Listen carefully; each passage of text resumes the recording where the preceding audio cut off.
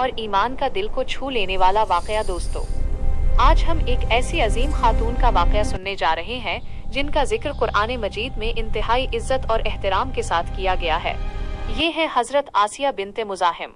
हजरत आसिया का ताल्लुक मिस्र के एक मुअज़्ज़ज़ खानदान से था। वो अपने हुस्न, इखलास और शराफत की वजह से मशहूर थी। इस जमाने में मिस्र का हुक्मरान फिरौन था, जो अपनी ताकत, दौलत और जालमाना शान और शौकत की वजह से जाना जाता था।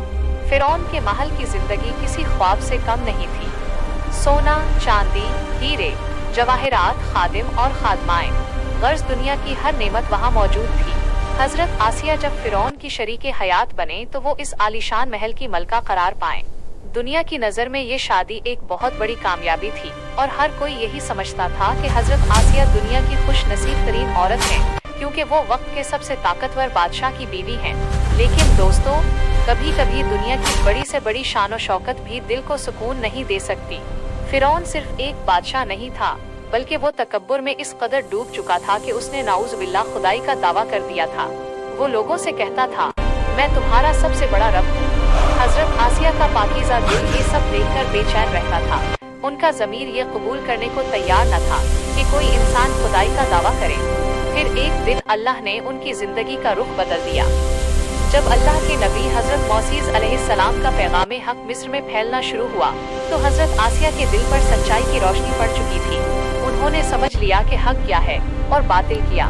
चुनांचे उन्होंने खुफिया तौर पर अल्लाह पर ईमान कबूल कर लिया।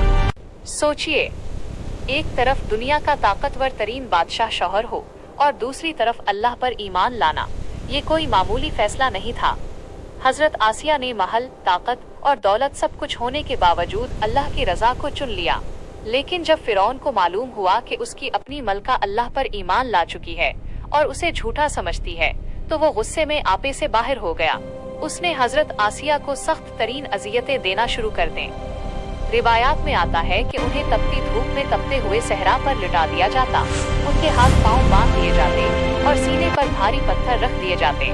फिरौन का मुतालिबा सिर्फ एक था कि वो अपना ईमान छोड़ दे, मगर हजरत आसिया का ईमान पहाड़ से भी ज्यादा मजबूत था। इन अजियतनाक लम्हों में भी उनकी जबान पर सिर्फ अल्लाह का नाम था। इसी हालत में उन्होंने वो तारीखी दुआ की जिसे कुरान मजीद ने हमेशा के लिए महफूज कर लिया।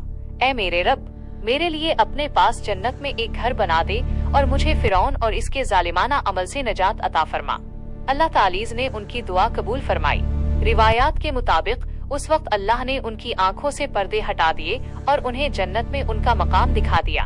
जब हजरत आसिया ने जन्नत का वो आलीशान महल देखा तो उनके चेहरे पर मुस्कुराहट आ गई।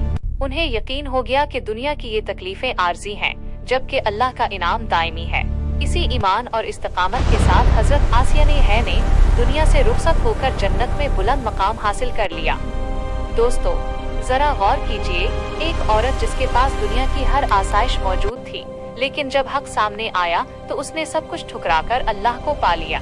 इसीलिए इस्लाम में हजरत आसिया को दुनिया की 4 अजीम तरीन खवातीन में शुमार किया जाता है और वो क़यामत तक के लिए सब्र और ईमान की एक रोशन मिसाल हैं। सबक: हजरत आसिया का वाकया हमें ये सिखाता है कि हक के रास्ते पर चलना मुश्किल जरूर हो सकता है, लेकिन जो अल्लाह को चुन लेता है, अल्लाह उसे कभी तन्हा नहीं छोड़ता। अगर इंसान दुनिया के तमाम मोहल्लात छोड़कर भी अल्लाह को पाले तो समझ लीजिए कि उसने सब कुछ पा लिया। क्या आप चाहेंगे कि मैं उन दीगर 3 अजीम खवातीन के बारे में भी बताऊं, जिनका जिक्र हजरत आसिया के साथ जन्नत की सरदार खवातीन के तौर पर आता है?